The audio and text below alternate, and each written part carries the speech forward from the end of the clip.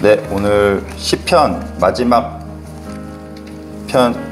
시간이고요. 제가 오늘 시편을 끝내려고 하고, 그래서 이렇게 일단 제가 필살기를 좀 썼습니다. 표를 만들어 왔습니다. 이 표가 있으면 그래도 제가 부족했던 설교를 좀 보충할 수 있지 않을까 해서 이 표를 좀 만들어 왔고요. 원래 지난 시간에 드렸어야 했는데 제가 다른 가방에 넣는 바람에 그 가방을 가져오지 않고 다른 가방을 가져와 가지고 이렇게, 자, 이 앞에 일단 시편을 좀 보고 오늘 설교를 보겠습니다. 시편의 구조, 앞에 보면 시편의 구조가 있습니다. 이거는 제가 파워포인트로 한번 보여드렸던 표라서 여러분 아실 거고요. 이렇게 구조로 되어 있다. 5권으로 묶여 있다. 그리고 1편과 2편을 서론으로 쓰고 있다. 근데 그 1편이 토라시, 2편이 제왕시. 그래서 이 시편 전체가 어떤 말을 하고 싶어 하는지를 알 수 있다. 말씀, 여호와의 말씀을 주야로 묵상하는 삶, 그리고 미래에 오실 메시아를 기다리는 삶, 이 삶을 지금 이 시편 150편에 담고 있다라고 할 수 있습니다. 왜냐하면, 자, 다시 한번 얘기하자면 시편이, 지금 이 시편을 모으고 150편을 5권으로 형성하는 과정은 성전이 없는, 나라가 없어진 상황이에요. 그 상황에서, 아무것도 없어진 상황에서 포로로 귀환한 백성들이 다시 우리가 예배를 시작하고자 할 때 형성된 찬양집이에요. 그렇기 때문에 이 사람들에게는요, 말씀, 토라시가 앞에 나왔다라는 것은 굉장히 중요한 의미를 담고 있습니다. 우리가 지금 하나님을 만날 장소가 없어요. 하나님을 만나러 갈 장소가, 그 다음에 하나님을 드릴 제사들이 없어졌어요. 번제, 이런 거. 모세 율법에서 말하고 있는 하나님을 만날 수 있는 기회와 통로가 사라졌어요. 우리는 뭘로 다시 시작할 것인가 했을 때 말씀을 붙잡은 겁니다. 그래서 우리가 성전에 가야지 제사장을 통해서 만날 수 있었던 하나님을 이제는 말씀을 통해 내가 개인적으로 만난다라고 개념을 바꾼 거예요. 이게 완전 패러다임의 전환입니다. 지금까지는 성전 중심이었다면 이제는 개인이 말씀을 가지고 말씀 중심으로 사는 거예요. 그래서 내가 성전이 되는 겁니다. 성전을 갈 필요가 없어요. 이 말씀만 있으면 내가 있는 곳이 성전이에요. 그런 식으로 유대인들이 이제는 패러다임을 바꾸기 시작하면서 토라를 전면에 내세운 겁니다. 그래, 토라, 말씀을 붙잡아야 우리가 하나님을 만날 수 있다라는 요 상황, 시대적인 상황에 있습니다. 있고, 그다음에 제왕시, 메시아를 다시 만난다라는 것, 다시 오실 왕, 말씀드렸죠. 왕이 있긴 뭐가 있어요, 그죠? 다윗의 혈통은 사라졌어요. 끊겼어요. 그리고 왕족들은 다 죽었어요. 그리고 뭐 왕이 나타날 기미가 보이지 않지만 하나님이 그래도 이 세상을 통치하신다라는, 그리고 하나님께서 사랑하시는 아들, 왕을 주실 것이다라는 믿음을 가지고 살자. 이것이 제왕시입니다. 이것이 전면에 1편, 2편에 있고, 그 다음에 이렇게 탄식시가 주로 있다고 했죠. 그리고 다윗의 1권은 전부 다윗의 시다. 한번 이렇게 쭉 보시면, 전도사님이 말했던 거 기억나실 겁니다. 한 가지 재밌는 것만 짚고 넘어가겠습니다. 3권 맨 끝에 89편으로 끝나죠. 3권 맨 끝에 89편으로 끝나는데 89편 맨 마지막에 어떻게 끝나냐면, 여기에서 다윗의 기도가 끝난다 라고 매주말이 나와요, 여러분. 근데 앵걸 뒤에 다윗의 시편들이 더 나오죠. 그래서 학자들은 처음에는 이 3권까지만 만들었다고 생각을 해요. 그래서 다윗의 시편이 더 이상 나오지 않았기 때문에 다윗의 시는 이게 단가 보다 하고 끝났는데, 뒤에 후대로 갈수록 뒤에 시편들이 더 발견이 되면서 이게 좀 더 이렇게 보증 개정판, 그죠? 보증 개정판. 이게 시간이 가면 갈수록 찬양집들이 개정되잖아요. 그래서 이런 식으로 됐다라는, 재밌지만 몰라도 되는 그런 이야기 했습니다. 넘어갈게요. 시편의 양식을 한번 보시면, 시편의 양식을 보시면 이대로 나눴는데 무조건 이대로 나눠야 될 필요는 없는 거예요. 학자들마다 기준이 다 달라요. 그래서 이거는 보편적인 기준을 제가 따른 것이고요. 여기에서 여러분들이 읽다가 야 요거는 찬양시로 가야 되는 거 아니야? 요거는 토라시로 가야 되는 거 아니야? 라고 생각되시면 여러분들 그렇게 읽으셔도 되고 바꾸셔도 됩니다. 여러분이 그렇게 하셔도 돼요. 이거는 그리고 이 사람들이 야 제왕시는 이거에 맞췄어, 토라시는 이거에 맞췄어 라는 형식이 없었기 때문에 이거는 학자들이 야 이걸 뭘로 봐야 될까? 얘를 어디로 가야 될까? 라고 나눈 것이기 때문에 틀릴 수가 있습니다. 학자들마다 다 틀리고, 근데 이거는 제일 보편적으로 이렇게 생각하는 것들 나눈 것입니다. 조금 여러분들이 봤을 때 이해가 안 되는 것만 짚고 넘어갈게요. 개인 탄식시에서 9-10이 있죠. 보이세요? 짝대기가 있죠. 그거는 한 편으로 본다는 뜻입니다. 9편과 10편을 하나의 10편으로 본다는 뜻이에요. 이렇게 짝대기가 있으면 한 편의 10편으로 본다. 또 뭐가 있냐면 옆에 42대 다시 43이 있어요. 42와 43도 한 편의 시로 본다라는 뜻이고요. 그러니까 14 개인 탄식시에서 14 그다음에 이꼴 53이 있어요. 같다는 뜻이네요. 같습니다. 10편이 똑같아요. 뭐가 다르냐? 하나님의 이름이 달라요. 14편에서는 여호와로 나오고 53편에서는 하나님으로 엘로힘으로 나옵니다. 야훼로 나오느냐, 그 다음에 엘로힘으로 나오느냐, 똑같아요. 주의 이름이만 다르지. 몰랐죠, 여러분? 네, 이런 거 아시면, 그렇구나. 이거 20편 나온 것 같은데, 왜 또 나오지? 하시는데, 똑같다. 이거 보시면, 대충 수집 과정을 여러분께 그냥 대충 상상되지 않으세요? 어디서는 야훼로 이름을 부르는 집단이 있었고, 어디서는 하나님으로 집단이 있었고, 얘네들에 의해서 뭔가 이렇게 달라졌나? 뭔가 상상만 할 뿐입니다. 알 수는 없습니다. 자, 이렇게 됐습니다. 그래서 감사시, 찬양시에도 종류가 이렇게 많습니다. 창조주에 대한 찬양, 그 다음에 구원하심에 대한 찬양, 왕대심에 대한 찬양 많고요. 왕대심에 대한 찬양을 제왕시로 넣어야 되나? 제왕시를 헷갈리시는데, 여러분 그냥 읽으시고 여러분 이거는 그냥 참고사항으로만 아시면 되겠습니다. 지혜시, 삶의 지혜를 예를 들자면 제일 유명한 말이 37편이에요. 지혜시 중에 37편 5편에 내 길을 여호와께 맡기라 그를 의지하면 그가 이루시고 이 말씀이죠. 내 의의를 빛같이 나타내시며 내 공의를 정오의 빛같이 하시리로다. 뭔가 이렇게 삶의 격언을 주는 삶에 이렇게 하면 너희들이 복받을 것이다 라는 어떤 지혜를 주는 것이 지혜시인데 지혜시이고 토라시는 하나님의 말씀을 좀 강조하고요. 그 다음에 시편 외의 시편들이 있습니다. 시편에 수록되지 않았지만 다른 구약에 수록되어 있는 시편들이 있어요. 그래서 우리가 이 구약에서 제일 오래된 시다.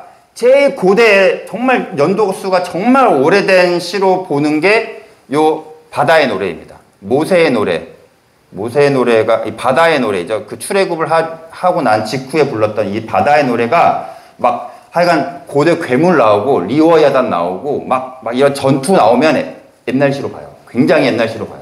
그래서 욥기를 굉장히 옛날 문서로 보거든요. 그래서 이런 리워야단 막 고대 괴물들 나오고 막 고대 신들이 전투하고 이러면 굉장히 뒤로 앞으로 그전 많이 전으로 봅니다. 그래서 이 이 출애굽기 15편을 좀 많이 옛날시로 보고요. 그다음에 한나의 기도도 있고 이렇게 시편 우리 유명한 오늘 불렀던 무화과 나뭇잎이 마르고 열매가 없어도 그것도 시로 노래로 보고요. 그다음에 그래서 하박국의 노래도 이렇게까지 있습니다. 마음 같아서는 얘네들을 다 하고 싶지만 오늘 마무리를 지으려고 하고요. 제왕시에서 한 개만 짚고 넘어가고 오늘 찬양시 할 건데요. 제왕시에서 한번 짚고 넘어가겠습니다. 제왕시는 언제 불렀을까요? 보통 학자들은 이 제왕시는 이스라엘 왕이 즉위했을 때 불렀다라고 보고 있어요. 즉위했을 때 찬양단이 찬양할 거 아니에요. 그때 불렀던 찬양이라고 보고 있는데 이제 제일 유명한 제왕시가 우리 10편 2편이지만 또 110편이에요. 여러분 110편이 왜 유명하냐면 신약에서도 많이 인용되거든요. 110편이 제왕시로 보고 있습니다. 제왕시로 보고 있는데 110편 뭐 한번 보시면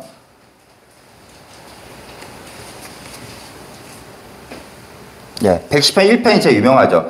110편 찾으신 분들 읽어주세요. 시작. 여호와께서 내 주에게 말씀하시기를 내가 네 원수들로 네 발판이 되게 하기까지 너는 내 오른쪽에 앉아 있으라 하셨도다. 네, 여러분 제왕시의 특징을 보면 다 미래 왕이 등극하는데 하나님의 다 오른편에 앉아 계셔서 뭐 하냐면요, 세상의 왕들을 심판해요. 이미지가 그래요. 얘네들이 그걸 기대하고 있어요. 시편 대표적인 게 2편인데 제왕시 다 때려 부수죠. 시편 2편 보시면 다 우리 제가 처음에 했는데 다 때려 부숴요. 세상의 왕들 다 때려 부숴요. 비웃어요. 막 니들이 제일 센 줄 알았지? 사실 내가 제일 세 하면서 다 때려 부숩니다. 이게 제왕시의 특징이에요. 사실 말씀드렸지만 얘네들의 상태는 좀 초라해요. 근데 이걸 꿈꾸는 거예요. 그리고는 이걸 하나님의 믿음으로 삼고 있는 거예요. 하나님, 그래도 하나님이 우리 통치하시는 거 제가 믿어요. 다 때려 부술 걸 알고 있습니다. 다 페르시아 왕, 그리스의 왕, 마케도니아 왕, 로마 왕 다 때려 부술 거라고 저희는 믿고 있습니다. 라고 이미지가 이렇게 있어요. 그리고 실제 그런 메시아를 기다렸어요. 그리고 나타난 게 중간기 시대의 마카비예요. 마카비라는 유다 마카비가 중간시대 잠깐 했지만 혁명을 일으켜서 잠깐 독립을 이루고 잠깐 유다 왕국을 이렇게 세웠던 적이 있어요. 얘네들은 제왕시랑 자기네들이 불렀던 제왕시랑 마카비가 너무 이미지가 맞는 거예요. 그래서 메시아라면 다 저래야 돼라고 생각했던 거죠, 여러분. 칼 들고 싸우고 일으키고 그리고 나라를 쟁취하고 다른 나라들의 왕을 깨부수고, 이게 자기네들이 끝까지 그렇게 불러왔던 제왕시에 나오는 메시아의 이미지인 거예요. 그랬는데 예수님께서 메시아라고 나왔을 때 그래서 많은 혼란이 있었던 거예요. 이게 우리가 그리는 메시아가 아닌데? 너 메시아 맞아? 라는 의구심을 계속 품었던 거죠. 십자가에서 죽어야 돼 라고 하니까 아닌데, 베드로는 칼 들고 지금 칼 차고 있어. 언제라도 명령하면 칼을 뽑을 준비가 되어 있는데 아닌데, 죽으면 안 되는데 계속 이러고 있는 거예요. 우리가 제왕시에서 계속 불렀던 메시아는 다 때려 부숴야 되는 메시아거든요. 근데 돌아가셨죠. 그리고 부활하셨어요. 자, 그 베드로가 부활한 주님을 만나고 나서 사도행전에서 오순절 성령을 강림하고 나서 사도행전 2편에 보시면 이 110편 제왕시 설교를 합니다. 몰랐죠? 볼게요. 110편 사도행전을 가보시면 사도행전 2편 가시면 베드로가 34절, 2장 34절에서 이렇게 얘기해요. 다윗은 하늘에 올라가지 못하였으나 친히 말하여 이르되 주께서 내 주에게 말씀하시기를 내가 네 원수로 네 발등상이 되게 하기까지 너는 내 우편에 앉아 있으리라 하셨도다 하였으니, 이게 시편 110편을 지금 인용하면서 베드로가 설교를 하는 거예요. 나도 메시아가 그런 줄 알았어. 나도 메시아가 다 때려부셔야 되고 칼로 부수고 그래서 왕이 딱 돼야 되는 줄 알았어. 나도 그게 메시아고, 나도 그래서 칼 차고 다녔어. 근데 아니더라고. 깨닫고 지금 얘기하는 거예요. 십자가에 달리신 그 예수님을 보고 부활하신 예수님 만나고 이게 메시아구나. 이게 진짜 하나님의 아들이구나. 그리고 나서 부활하신 예수님이 내 모든 발등상 아래에 만물을 두는구나. 십자가와 죽음 이후에 부활하신 이후에 이 말씀이 이루어진다는 것을 베드로는 깨닫고 사도행전에서 설교하는 겁니다. 그래서 이 유대인들이 제왕시를 읽을 때는 한 가지 과정을 기억하고 있어야 되는 거예요. 십자가. 그냥 마카비처럼 들고 일어나는 게 아니라 십자가, 죽음, 부활, 그리고 나서 세계 통치. 그죠? 이렇게 이해하시면 제왕시 읽으실 때, 또 복음서 신약 읽으실 때 조금 도움이 되실 것 같습니다. 찬양시. 제왕시는 이 정도로 하고요. 찬양시. 오늘 찬양시 할 건데요. 찬양시 한번 그냥 빨리. 여러분, 찬양시는 이제 구조가 하나님을 찬양하라는 부름으로 시작을 해요. 여러분 다 모여서 찬양하라. 성도들아 다 나와서 찬양하라, 여호와를 찬양하라 이렇게 부름으로 시작을 하는데 그 다음에 히브리어로 왜냐하면 항상 키가 등장합니다. 이게 구조예요. 형식이에요. 공식이에요. 왜 이러하기 때문에 찬양해야 된다라고 근거를 제시를 합니다. 그래서 제 다음 편 보여주시면 이게 117편인데요. 여러분 이게 다예요. 우리 시편에서 제일 짧은 시 2절까지밖에 없어요. 이것도 몰랐죠? 여러분 몰랐던 사실 많이 알려드리고 갑니다. 오늘 제일 짧았던 시, 제일 짧은 시인데 찬양시예요. 근데 이게 다예요. 이게 아까 말씀드렸던 구조가 그대로 나와 있어요. 너희 모든 나라들아 주님을 찬송하며 너희 모든 백성들아 그를 칭송하여라 불렀어요. 그리고 나서 왜냐하면 들어가고 우리에게 향하신 주님의 인자심이 크고 주님의 진실하심은 영원하다. 이게 이유예요. 찬양시는 이런 구조로 되어 있습니다. 그래서 이런 공식이 나와 있으면 얘는 찬양시네. 얘는 찬양시다. 이렇게 아실 수 있어요. 자, 그래서 여러분께 그래서 찬양시가 뭐가 있지 하고 이렇게 보시면 되는데 찬양시에 창조주에 대한 찬양도 있고 뭐 이런 여러 또 종류별로 나눠왔죠. 오늘은 그래서 근데 창조시를 좀 해보려고 합니다. 그중에 이 창조시 다른 찬양시들은 그냥 이렇게 읽으시면 돼요. 이렇게 읽으시면 되고 보통 탄식이나 감사, 찬양 이런 것들은 이스라엘은 특징이 있어요. 여러분 이스라엘 백성들의 가장 다른 민족들과 다른 특징이 뭐예요? 다른 바벨론 사람들, 다른 고대 근동 사람들이 자신의 신을 섬기는 것과 이스라엘 백성이 하나님을 섬기는 것과 큰 차이가 뭐예요, 여러분? 뭘까요? 여러분, 바벨론 신을 섬기는 사람들도 마루독 찬양해요. 찬양시 있어요. 여기만 있는 게 아니에요. 마루도 찬양시가 많아요. 감사시도 있어요. 그 다음에 이집트는 아주 더 많아요. 태양신 라에 대한 찬양시 되게 많아요. 근데 이스라엘 백성들이 찬양하는 찬양시의 다른 점이 뭐냐면 여러분 다른 신과 다른 점 여러분 아실 텐데요. 구약에서 가장 큰 사건 출애굽 사건을 경험한 이스라엘 백성들이 부르는 찬양이에요. 여러분 자 이스라엘 백성들이 탄식을 하거나 감사와 찬양을 할 때는 다 역사적인 경험에 바탕합니다. 찬양할 때 여호와 찬양하라 우리를 구원하셨도다 했을 때 뭘 떠올리냐면 출애굽을 떠올려요. 말과 적군을 바다에 던지셨도다 했을 때 그리고 얘네들은 그래서 막 이렇게 다른 블레셋과 전쟁에서 이겼을 때도 우리를 이기셨도다 했을 때도 항상 출애굽을 떠올리면서 그 출애굽을 하셨던 하나님이 우리를 이렇게 구원하셨도다 이런 식으로 항상 역사적인 경험을 바탕으로 찬양을 한단 말이에요. 탄식도 마찬가지예요.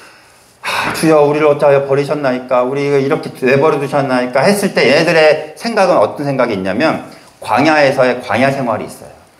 우리 40년 동안 우리를 그렇게 이렇게 광야에 두셨던 하나님에 대한 마음 그 탄식이 있고 또 나라를 잃어버렸던 그 역사적인 경험에 의해서 탄식하고 경험하고 하는 겁니다.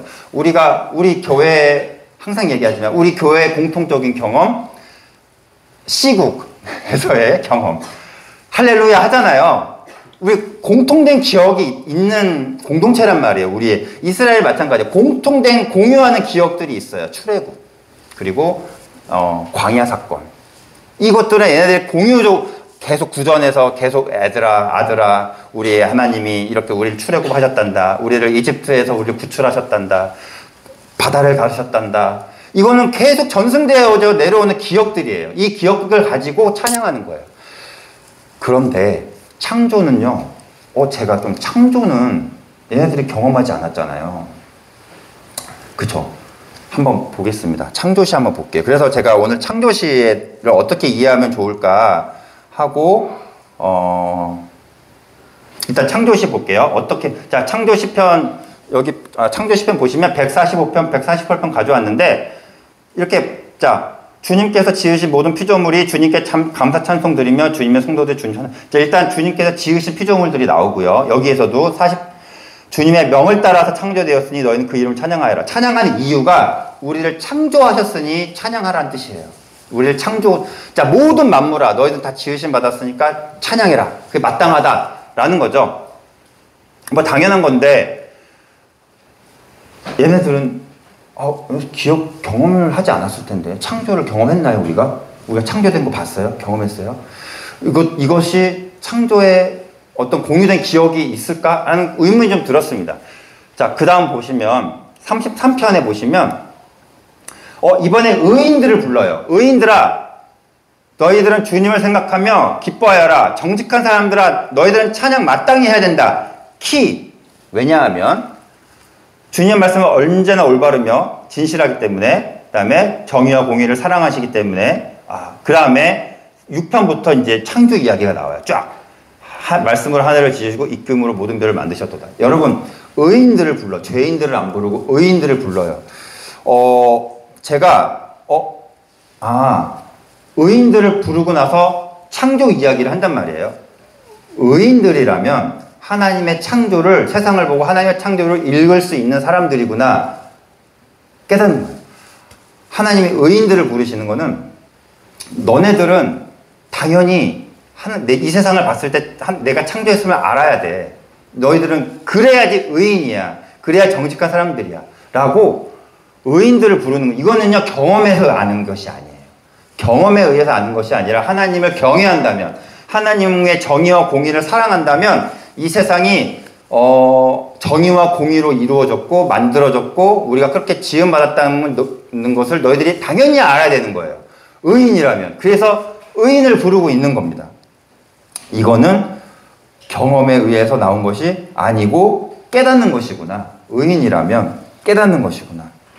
라는 점을 한번 짚고, 그리고 나서 8편 보겠습니다. 오늘 8편을 좀 많이 하려고 합니다. 8편.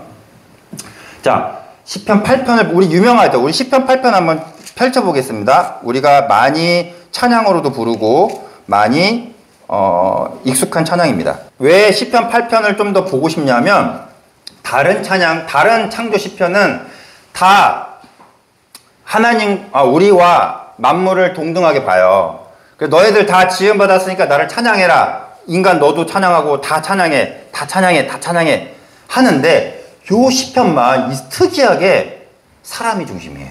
사람이. 자, 다윗의 시편으로 알려져 있는데 그 나중에 얘기하고요. 쫙 나오고, 주의 이름이 온 땅에 어찌 그리 아름다운 주여, 주의 영광이 하늘을 덮었습니다. 이렇게 얘기하고요. 3절 보시면 주의 손가락으로 만드신 주의 하늘과 주께서 베풀어 두신 달과 별들을 보니 와, 좋습니다가 아니라 갑자기 사람을 생각해요. 사람이 무엇이기에 주께서 그를 이렇게 생각하시며 이렇게 돌보십니까? 여러분, 보통 창조 시편은 달과 별, 해를 보면서 와, 하나님 정말 완벽합니다. 잘 만드셨습니다. 하나님 찬양합니다인데, 저걸 보고 저걸 보시니 우리를 돌보시는 하나님이 느껴집니다. 우리가 뭔데 우리 이렇게 돌보십니까? 라고 우리한테 중심이 맞춰진단 말이에요. 그리고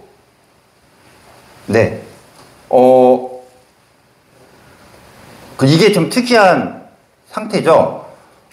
자, 일단 창조신앙을 갖고 있다는 거는, 여러분, 창조신앙을 가지고 있다는 거는 하늘과 별과 달들을 볼 때 그 별들을 우러러보는 것이 아니라 그 별들을 만드신, 하늘을 만드신 하나님을 떠올리게 는다는 신앙이에요, 여러분. 그래서 다른 신들은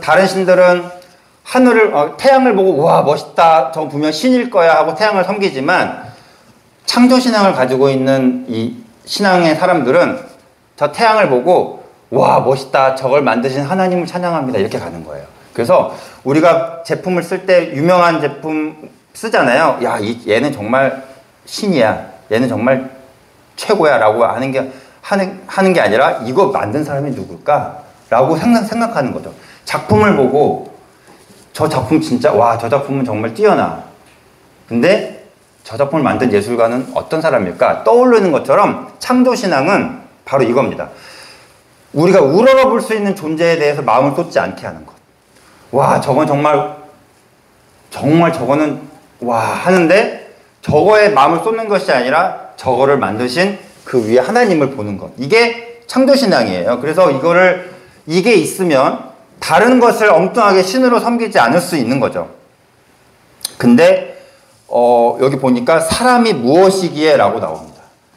이 신이 사람을 돌보신다는 거예요. 이 신이 사람을 돌보시는데 여기 그를 생각하시며 라는 단어를 보시면 자카르라는 단어인데 이게 어디에서 쓰였냐면 홍수, 노아와 그 가족들이 배를 타고 떠다닐 때 노아와 그 가족을 생각하셔서 기억하셔서 땅에서 물이 빠졌다. 이렇게 또 라헬을 기억하셔서 그의 기도를 들으셨다. 아기가 없는 한나가 기도할 때 한나를 기도를 기억하셔서 뭐 이렇게 쓰이는 거예요. 그러니까 보잘것없고 초라한 내 모습을 기억하시는다고 사용할 때 쓰는 단어예요. 그러니까 지금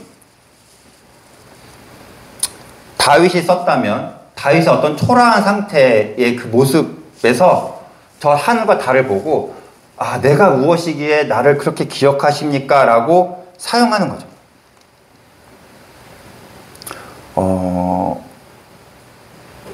네. 그래서 자, 근데 이 사람이 무엇이기에는 좀 이 사람이 무엇이기에는 한번 볼까요? 다른 사람 욥 한번 보여주시겠어요? 자, 이 사람이 무엇이기에 욥은요 이 단어가 싫었어요. 이 말을 어떻게 사용하냐면 욥에서는요 7편에서는 이렇게 얘기합니다. 이거는요 자 다윗이 썼다고 합시다. 다윗이 와 사람이 무엇이기에 제가 무엇이기에 저를 이렇게 돌보십니까? 어떤 뜻이 담겨 있어요? 감사. 근데 욥이 아니 사람이 무엇이라고 아니 제가 뭐라고 저를 이렇게 저한테 엄격한 잣대를 이렇게 재셔서 저를 이렇게 뭐 제가 뭐 잘못을 했으면 얼마나 큰 잘못을 했다고 저를 이렇게 힘들게 하시고 시험하십니까? 아우 저를 언제까지 이렇게 하실 겁니까? 라고 말하는 거예요. 욥은 이렇게 사용해요. 아니 제가 저 죄를 그렇게 크게 진 것 같지도 않은데 제가 졌으면 또 얼마나 졌다고 제가 그렇게 얼마나 큰 영향력이 있다고 저를 이렇게 대하십니까? 라고 사용할 때 쓰는 거예요. 사람은 무엇이라고. 욥은 이렇게 사용합니다. 그렇죠? 다르죠? 그리고 신약에 가면 이 사람은 무엇이라고 볼까요? 히브리서는 이 시편 8편을 인용하면서 이거를 예수님께 갖다 댑니다. 예수님께 사람이 무엇이기에 주님께서 그를 기억하여 주시며 인자가 무엇이기에 주님께서 그를 도와주십니까? 그래서 마치 그 사람이 예수님으로 적용을 해가지고 이렇게 나아가죠. 사람이 무엇이기에 라는 요 말이 신약에 와서는 예수님께로 적용이 되면서 모든 만물을 다 다스린다. 하나님 예수님께서 다 다스리게 하셨다라고 얘기를 하고 있습니다. 이 창조는 그래서 예수님으로 인해서 완성되는 거예요. 요한복음에 가시면 내가 드디어 이루었다. 요한복음 가시면 태초에 말씀이 있었다라고 해서 창세기 태초로 시작이 되고요. 맨 마지막에 뭘로 해요? 끝나요? 마침내 다 이루었다라고 끝나죠. 창세기로 끝나요, 여러분. 요한복음은 창세기를 그대로 따라왔어요. 태초에 빛이 있으라 했을 때의 그 태초가 요한복음의 태초에 말씀이 있었다. 그리고 창조 다 끝내고 다 이루었고 안식하셨다라고 끝나잖아요. 창조에서 마지막에 십자가에 달리시고 돌아가시기 직전에 예수님이 다 이루었다라고 끝납니다. 요한복음은 새 창조를 이야기해요. 새 창조. 자, 새 창조는 예수님으로 인해서 완성이 되는 거예요. 그래서 진짜로 우리가 만물을 다 주 아래 복종시키는 게 될 때는 요 다윗 때가 아니라 요 예수님 때로 보고 있고 적용하고 있습니다. 어렵죠? 이렇게 해서 사람이 무엇이기에를 좀 생각을 해봤고요. 또 하나 창조신앙을 갖고 있다면요, 여러분 가치관이 달라져요. 가치관. 다시 한번 볼게요. 넘겨보시면 시편 8편 넘겨보시면 네. 자, 지금 시편 8편에서는 참 특이한 게 뭐냐면 하나님과 나를 동등한 입장으로 봐요. 다른 시편에서는 창조된 피조물과 인간을 동등한 입장으로 봤는데 여기서는요 하나님과 사람을 동등한 입장으로 봐요. 다스리게 하셨대요. 대리자로 부르셨대요. 만물 다스리는 건 하나님이잖아요. 근데 우리 보고 다스리라고 하셨대요. 여러분, 이 신앙, 이 가치관이 왜 필요합니까? 지금 이걸 부르는 사람들은 다스리기는커녕 지배당하고 있는 사람들이에요. 다른 제국들에게 의해서, 힘에 의해서 초라하게 있는 사람들입니다. 아무런 힘도 없고 나라도 없고 아무것도 없는 사람들이에요. 이 사람들이 이 시편을 읽으면서 그래, 우리 누구지? 우리 누구야? 우리 어디서 왔지? 우리는 왜 태어났지? 우리는 뭐지? 라고 했을 때 다른 사람들은 뭐라고 얘기해요? 너네 아무것도 없는 존재. 왕도 없고 나라도 없는 존재. 니네 망했잖아. 니네 아무것도 아닌 존재지 뭐. 니네가 뭔데? 라고 얘기할 때 이 시편을 읽으면서 우리는 이런 존재구나. 이게 어디서 나와요, 여러분? 이 말이 어디서 나와요? 창세기 1장 26편 보세요.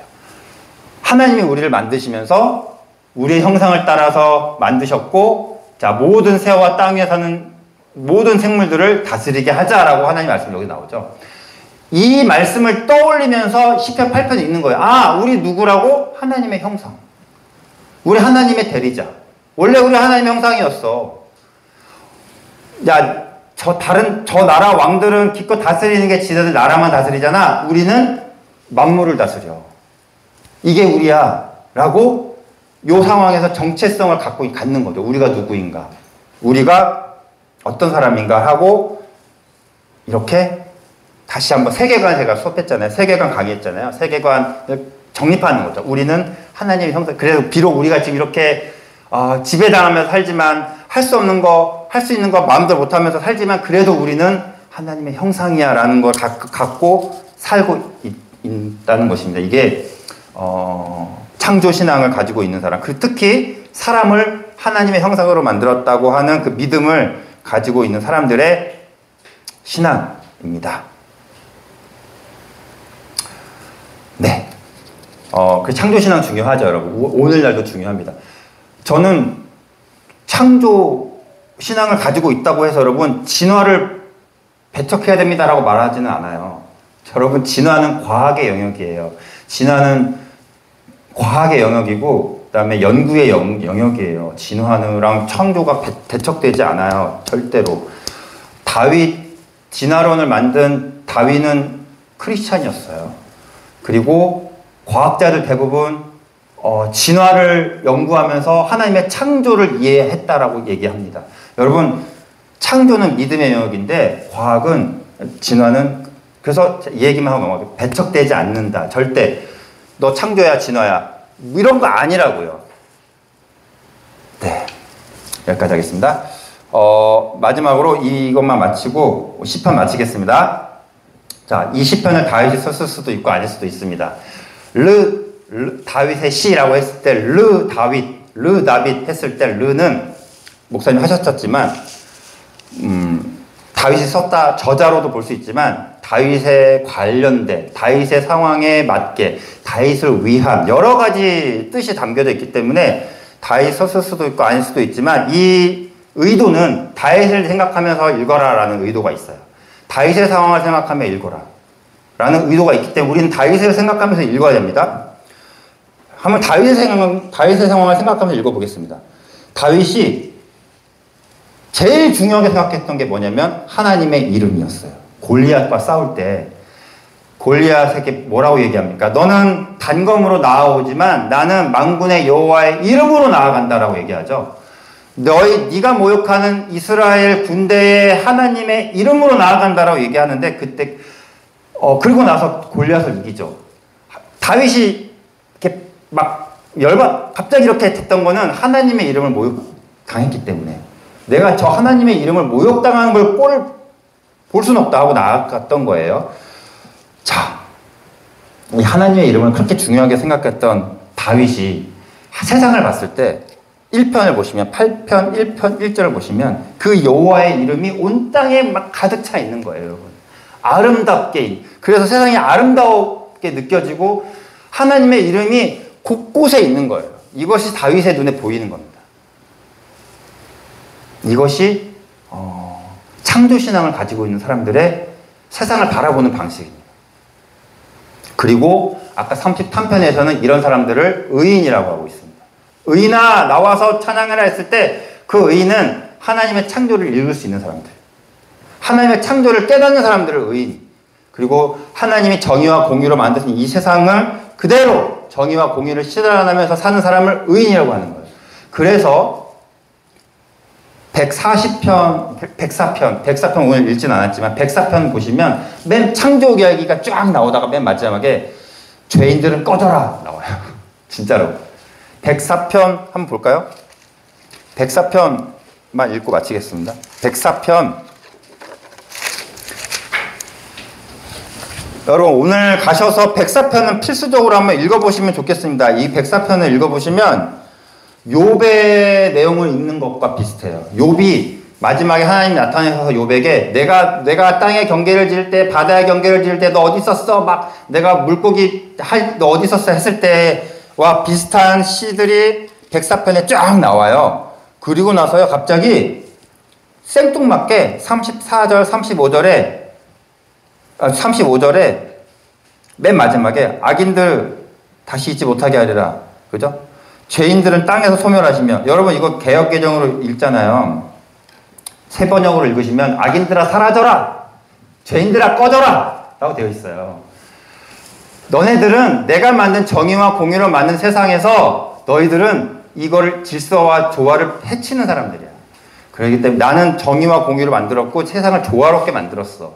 그렇기 때문에 이 조화를 그대로 유지하면서 하나님의 창조를 느끼면서 사는 사람들이 의인이야.